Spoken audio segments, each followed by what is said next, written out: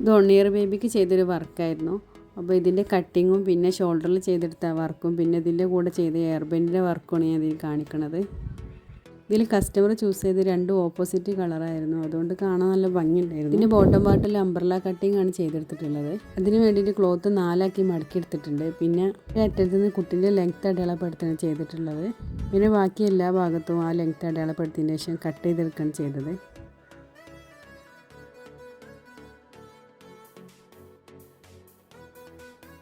Cloth 4 മടക്കിയതിൻ്റെ സെൻറ്ററിലാണ് ഞാൻ കുട്ടീൻ്റെ അളവെടുത്തുകൊണ്ട് cut ചെയ്തിട്ടുള്ളത്.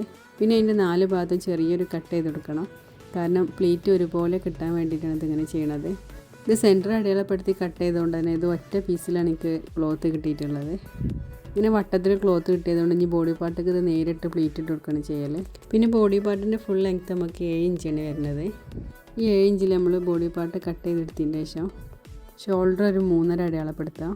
പിന്നെ ആം ഹോൾ ഒരു 3.5 അടയാളപ്പെടുത്തുക. പിന്നെ ചെസ്റ്റിൽ ഒരു 5 ഇഞ്ചിൽ ഒരു 1.5 ഇഞ്ച് കൂടി കൂട്ടിയെടുത്തിട്ട് അടയാളപ്പെടുത്തി കൊടുക്കുക. ഇതൊക്കെ അടയാളപ്പെടുത്തിയതിന് ശേഷം നമ്മൾ കട്ട് ചെയ്യുന്നതിന് മുന്നേ തന്നെ നമ്മൾക്ക് ഷോൾഡർ ഭാഗം വേണ്ട, അപ്പോൾ അത് കട്ട് ചെയ്തെടുക്കുകയാണ് ചെയ്തിട്ടുള്ളത്. അതൊരു 2 ഇഞ്ചിൽ കട്ട് ചെയ്ത് ഒഴിവാക്കുകയാണ് ചെയ്തിട്ടുള്ളത്, കാരണം നമ്മൾ ആ ഷോൾഡറിൻ്റെ അവിടെ ഡിസൈൻ കൊടുക്കുകയാണ് ചെയ്യൽ. അപ്പോൾ ഇങ്ങനെ 2 ഇഞ്ചിൽ വരച്ചതിന് ശേഷം ഇങ്ങനെ നെക്കിനും അടയാളപ്പെടുത്തിയതിന് ശേഷം കട്ട് ചെയ്തെടുക്കുകയാണ് ചെയ്തത്.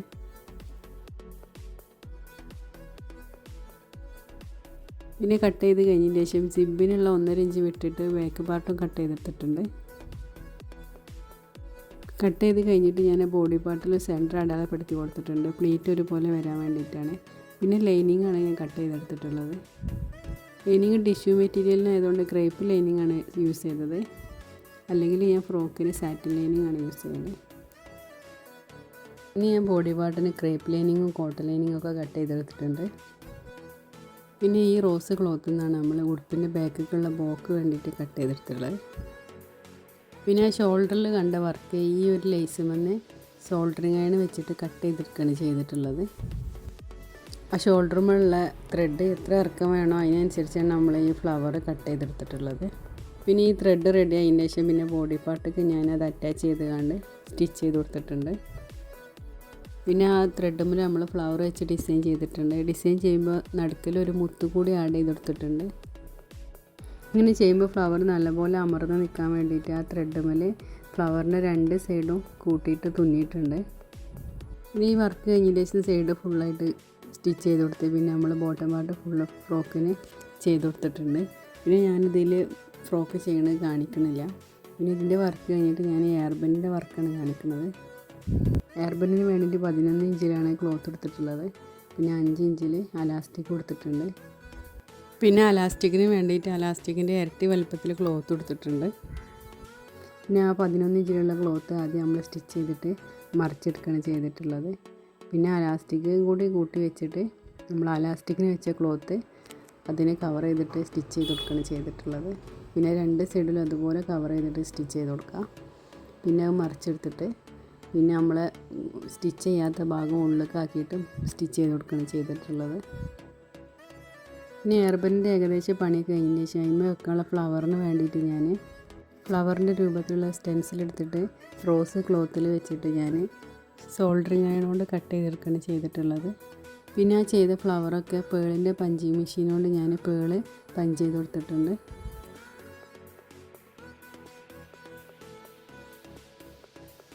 പിന്നെ എയർ ബാൻഡ് ഫുള്ളായിട്ട് റെഡി ആയതിന് ശേഷം നമുക്ക് ഫ്രോക്കുമ്പിൽ നടുക്കൽ കുറച്ചും കൂടി ഡിസൈൻ ചെയ്ത് കൊടുക്കാണ്ട് അതിന് ആ റോസ് ക്ലോത്തിലാണ് ഡിസൈൻ ചെയ്തിട്ടുള്ളത്. ആ ക്ലോത്ത് കുറച്ച് ചുരുട്ടി പിടിച്ചിട്ട് ഞാൻ അവിടെയൊക്കെ സ്റ്റിച്ച് ചെയ്ത് കൊടുക്കണം ആദ്യം ചെയ്തിട്ടുള്ളത്. പിന്നെ അതിൻ്റെ സെൻറ്റർ പിടിച്ചിട്ട് ഞാൻ ഫ്രോക്കിൻ്റെ സെൻറ്ററിൽ മുത്തുകൂടി ആഡ് ചെയ്തിട്ട് തുന്നി കൊടുത്തിട്ടുണ്ട്. പിന്നെ ഈ റോസ് ക്ലോത്തുമ്പോൾ തന്നെയാണ് ബാക്കിലേക്ക് കെട്ടാനുള്ള ത്രെഡ് കൂടി ആഡ് ചെയ്ത് കൊടുത്തിട്ടുള്ളത്.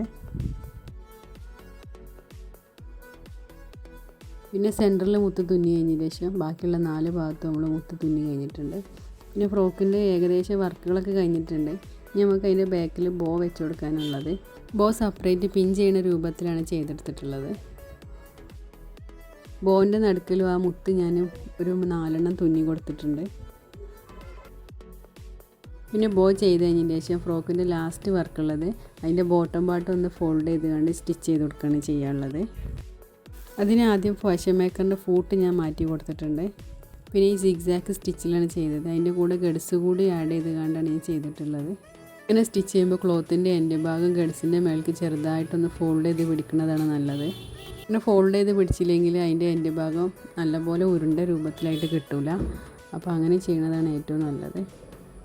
ലാസ്റ്റ് ഫ്രോക്കിൻ്റെ വർക്ക് ഫുള്ളായിട്ട് കഴിഞ്ഞിട്ടുണ്ട്. പിന്നെ അതിൻ്റെ ലൈനിങ്ങിനും ഞാൻ ഇങ്ങനെ തന്നെയാണ് സ്റ്റിച്ച് ചെയ്ത് കൊടുത്തിട്ടുള്ളത്. പിന്നെ വർക്കൊക്കെ കഴിഞ്ഞിട്ട് ഞാൻ അതിൻ്റെ ഫോട്ടോഷൂട്ടാണ് ചെയ്തത്. പിന്നെ ഈ ഫ്രോക്ക് കസ്റ്റമർ റെഫറൻസ് പിക്ക് വന്നിട്ട് അതിനനുസരിച്ചാണ് ചെയ്തിട്ടുള്ളത്. പിന്നെ ഇതിൻ്റെ കൂടെ ചെയ്ത എയർ ബെൻഡ് മാത്രം എൻ്റെ ഡിസൈനനുസരിച്ചാണ് ചെയ്തത്. കാരണം കസ്റ്റമർ പറഞ്ഞിരുന്നു എല്ലാ ഡ്രസ്സിൻ്റെ കൂടെ ചെയ്യുന്ന ബോക്ക് പകരം എയർ ബെൻഡുമ്പോൾ ചെറിയ പൂക്കൾ വെച്ചാൽ മതി എന്ന് പറഞ്ഞിരുന്നു. പിന്നെ ഇതിൻ്റെ കൂടെ 2 സിസ്റ്റർക്കുള്ള ഡ്രസ്സ് ഉണ്ടായിരുന്നു. 10 വയസ്സായ കുട്ടിക്കായിരുന്നു. അപ്പോൾ അതിന് ചുരി സ്ലീവുള്ള ടോപ്പും പിന്നെ അംബർല സ്കേർട്ടുമാണ് ചെയ്തിട്ടുള്ളത്. പിന്നെ അതിൻ്റെ ഷോളിന് 4 സൈഡിലും മിറർ ലേസ് കൊടുത്തിട്ടുണ്ട്. 14 വയസ്സായ കുട്ടിക്കുള്ളത് അനാർക്കലി മോഡലിൽ അംബർല പാൻ്റായിരുന്നു. ഇതിൻ്റെ ഷോള് റെഡിമെയ്ഡ് ഷോളായിരുന്നു. അപ്പോൾ അത് കസ്റ്റമർ എടുത്തായിരുന്നു. ഇന്ന് ഇത്രേ ഉള്ളൂ. പുതിയൊരു കോംബോ വർക്കായിട്ട് അടുത്ത വീഡിയോയിൽ കാണാം.